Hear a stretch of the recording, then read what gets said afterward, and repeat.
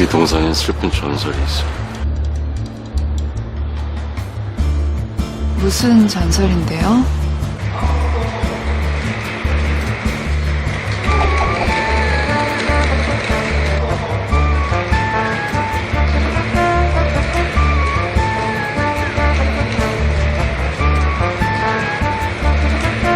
난 전설 같은 거 있잖아. 안녕하세요. 안녕하세요. 오늘 주제를 좀 자, 주제 확인하시고 네. 경호 씨 나와서 주제를 예. 좀 잘 보이게. 그러니까 뭐 노조 자체는 당연히 필요한데 조직률, 노조 조직률 자체가 외국에 비해서 상당히 현저하게 떨어지는 것도 사실이거든요. 보면은 노조 자체를 없애자는 식의 논의는 저는 반대하지만 민노총, 한노총으로 대표되는 강성 노조들이 취하고 있는 투쟁 방식에 대해서 지나치게 언더도그마에 취해서 약자라고 다 옳다라는 생각을 벗어나서 좀 공정한 사회가 뭔가에 대한 고민이 필요하다고 생각합니다. 저도 현동 씨 말에 동의를 해요. 노조가 없을 수는 없어요. 왜냐하면 노동자의 권익을 위해서 구성된 게 이제 노조라는 이제 시스템이기 때문에 없을 수는 없다고 생각을 합니다. 근데 귀족노조란 말이 왜 나왔을까요? 조직률이 낮음에도 불구하고 정작 단합해야 되는 그러한 직종에는 노조가 없어요. 왜냐하면 그만큼 그들이 약자고 힘이 약하기 때문에 그래요. 우리나라의 경우는. 근데 지금 존재하는 노조들은 그만큼 힘이 강하기 때문에 그것을 없앨 수가 없어서 남아있는 거라는 게 제 사견입니다. 왜 그런 말이 있죠? 우리나라는 노조가 있으면은 이 노조가 헤쳐먹고 이 노조가 없으면 기업이 헤쳐먹는다라는 말이 괜히 나왔겠습니까?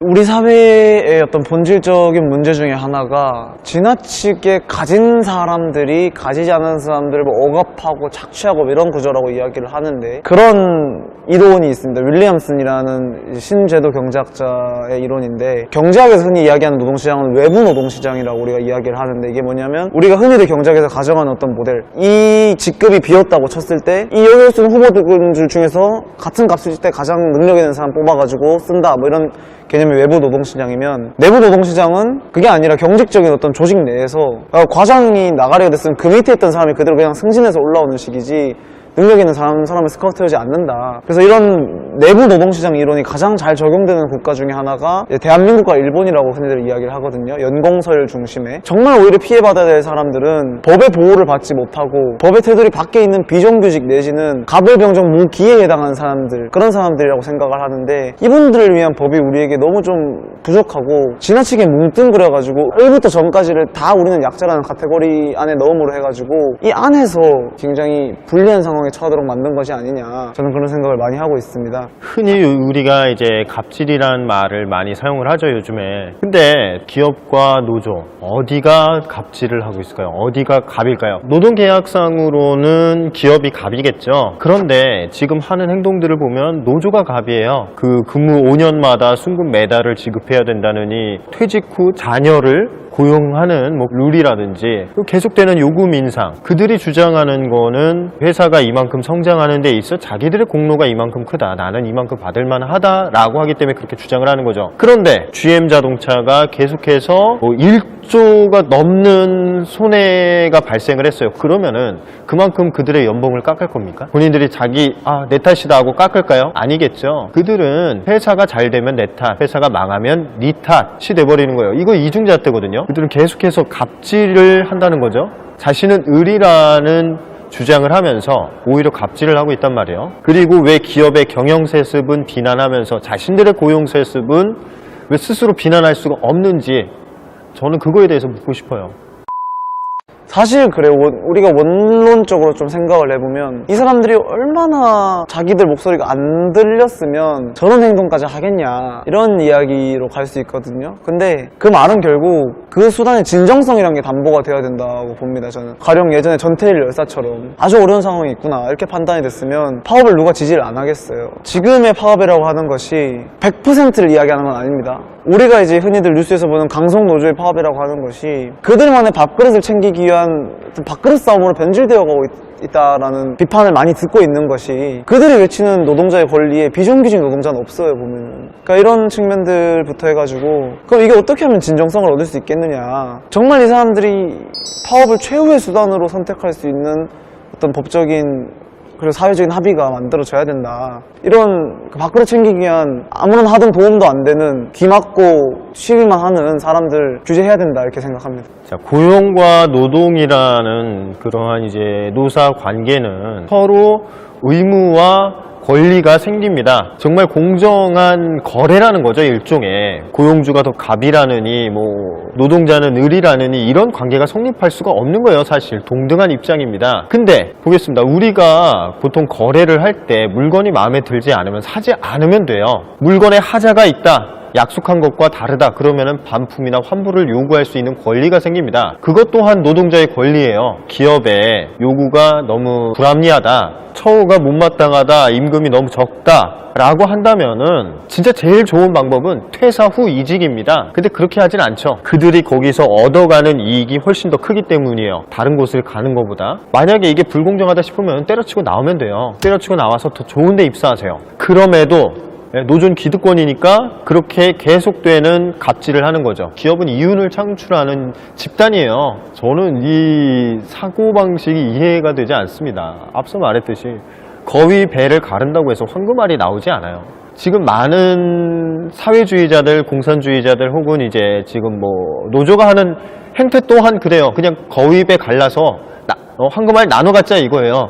그들이 착각하는 거는 배를 가르면은 황금알이 나올 거라고 생각하지만 나오지 않습니다. 다른 황금알을 낳는 거위들까지 줄줄이 죽이는 행위라고 생각을 합니다. 여기 대해서는 저는 조금 의견을 달리 하는 것이요. 굉장히 좀 어떻게 보면 시장주의적인 논리인 거죠. 여기가 그렇게 싫으면 딴 데를 갈 텐데 안 가는 것으로 보면은 여기가 좋은 것이다. 모르겠습니다. 제가 경제학도임에도 불구하고 그런 식의 시장 논리가 사실 성립이 안 되는 곳이 많아요, 보면은. 그래서 아까도 말씀드린 내부 노동시장이 굉장히 활성화되어 있는 곳이다. 어떤 조직의 팀장을 그만두고 팀장으로 다른 데로 갈 수 있는 것이 그렇게 여의치 않은 상황이거든요, 보면. 그런 어떤 한국 특유의 구조가 결국에는 조직에서 철밥통이 되지 않으면은 안 된다라는 어떤 투쟁 방식을 가져오게 만들었는데, 중요한 건 그럼 이 구조를 누가 만들었느냐, 노조들이 재생산하고 있는 어떤 닫힌 문 때문이 아니겠느냐. 그래서 저는 계속 같은 결론으로 가는 거지만 이거 문제 있는 거다. 박정희 대통령 때의 경제 발전을 설명하는 것 중에 처음으로 공무원이 연공 서열 순으로 승진하는 거를 없앴거든요. 35살에 오원철이 테크노크라트로 발탁이 되면서 포항제철과 중화공업화를 이끌었고요. 내부 노동시장을 외부화함으로 인해 가지고 우리가 시장의 효율성을 얻은 결과로 우리가 풀이하는데, 내부 노동시장을 만드는 것을 우리가 막음으로 인해 가지고 오히려 이분들도 회사 상황이 안 좋으면 자유롭게 회사 이동할 수 있는 그런 자유로운 상태를 만들 수 있을 것이다. 같은 결론으로 노동개혁 반드시 이루어져야 된다고 생각합니다. 그냥 무작정 마음에 안 들면은 나와라 이게 아니라 이제 충분한 그러한 권리를 누리고 대가를 받고 있음에도 불구하고 그런 사람들은 노조를 통해서 부당한 이득을 취해요. 정작 노조가 필요한 직군이나 단체들은 그렇게 규합이 안 된다는 거죠. 힘이 너무 약하기 때문에. 쓸데도 없는 곳에서는 노조가 오히려 반대로 갑질을 하고 있다는 게 저는 그게 굉장히 잘못된 점이고 이 사회의 부조리라고 생각을 합니다. 페미니스트들이 그런 말 하잖아요. 선택적 분노하지 말라고. 선택적 적폐도 안 만들었으면 좋겠습니다. 보면은 적폐청산이라는 미명을 가지고 뭐 여기저기 칼을 댈 거면은 공평하게 좀 대주셨으면 좋겠고요. 근데 보면 또 민노총도 하는 걸 보면은 참 이게 한숨이 안 쉬어지지가 않는 게, 이게 그 경산노위 만들 때도 경산노위에 경영가들 들어가 있다고 거기 참여 안 하겠다 뭐 이런 식으로 해버리면 그 자기들 세상 만들어서 살아야지. 정부가 이 중재자 역할을 잘하는 게 필요하긴 한데, 뭐 한마디로 이렇게 해서 선택적 적폐 몰이 안 했으면 좋겠습니다. 우리가 노동자들에게 빚을 지고 있는 거는 다 사공 시절 그리고 산업의 최전선에서 희생을 당했던 그러한, 예를 들면 뭐 전태일 열사도 있겠고, 그러한 노동자들의 희생이 있었기 때문에 지금의 산업화를 이루고 우리가 이렇게 많은 혜택을 누리고 있는 거라고 생각합니다. 빚을 진 거는 그분들한테 진 거지 지금의 강성노조, 민노총이 아닙니다. 자, 그럼 이쯤에서 하나 번개 질문. 만약에 본인들이 기득권에 들어갈 수 있어. 그러면 그런 기득권을 포기할 수 있습니까? 아, 전 포기합니다. 김경호 씨는 본인한테 매달 어마어마한 연봉을 받고 또 회사 사내 경영에도 영향을 미칠 수 있고, 수많은 노조원들에게 자기 영향을 가는데 그거 포기할 자신 있습니까? 아니, 노조를 선택하면은 일단은, 자, 남자가 칼을 뽑아서 무라도 썰어야죠. 그러니까 일단은 입사를 하고, 앞으로의 임원진으로 만약에 임원진 채용이 있다 그러면은, 자, 어디가 더 유리하겠습니까? 노조에 가입한 측과 노조에 가입하지 않은 측. 자, 노조에 굳이 참여를 하지 않아도 이 사람들이 만약에 협상을 따오게 되면 그 혜택은 제가 받아요. 굳이 저 하나가 파업에 참여하건 안 하건 그 영향은 그다지 크지가 않다는 거죠. 그러니까 그 가능성이 달라요. 내가 임원이 될 수 있느냐 없느냐. 자, 누가 노조 출신을 뽑겠습니까? 나 같으면 안 뽑아요. 자, 현동 씨. 네? 본인이 만약 그런 기득권이 있어요. 예. 제가 그래서 해야 될 일은 포기할 마음이 들 정도로 욕을 하는 일이라고 생각합니다. 그냥 욕먹어서 포기 안 할 것 같고 포기할 마음이 저 다시 얘기해도 됩니까? 그러니까 우리가 비정규직 양산이란 말에 굉장히 거부감을 가지는데, 비정규직은 비정규직에서 문제가 아니라 비정규직에 대한 정규직의 차별과 탄압이 있기 때문에 문제인 거거든요. 선진국 같은 경우는 실제로 이렇습니다. 정규직은 마음 놓고 내가 계약한 만큼을 일할 수 있는 사람이니까 쭉 일할 수 있는 사람인 반면에, 비정규직은 언제 잘릴지 모르는 사람이기 때문에 같은 일을 해도 비정규직이 월급을 더 많이 받는 경우가 있어요. 이 경우는 사실 비정규직인 것 자체가 문제가 되지 않거든요. 정규직의 비정규직에 대한 차별, 그 다음에 위험의 외주화, 이런 것들을 우리가 막는 데 집중을 해야 되는 거지, 비정규직 자체를 없애면 그 안에서 차별은 결국 국가가 책임 안 지겠다는 거랑 똑같습니다. 그래서 비정규직을 다 정규직 전환해가지고 이 문제 해결하겠다 이런 발상은 저는 말장난에 불과하고, 정부가 이 문제 더 이상 책임 안 지겠다라는 책임 회피에 불과하다고 저는 봅니다. 그래서 비정규직이 늘어난다 안 늘어난다 이런 워딩에 포커스를 맞추기보다는 그동안 비정규직이 왜 문제였느냐, 그럼 이 문제를 어떻게 해결해야 되느냐, 여기 좀 포커스를 맞췄으면 좋겠습니다. 저도 거기에 되게 동의를 하는 게, 자, 이 모든 거는요.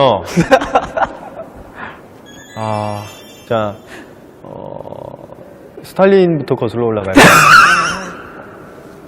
스탈린, 마오쩌둥, 김일성, 김정일, 김정은. 그리고 이제 대한민국에는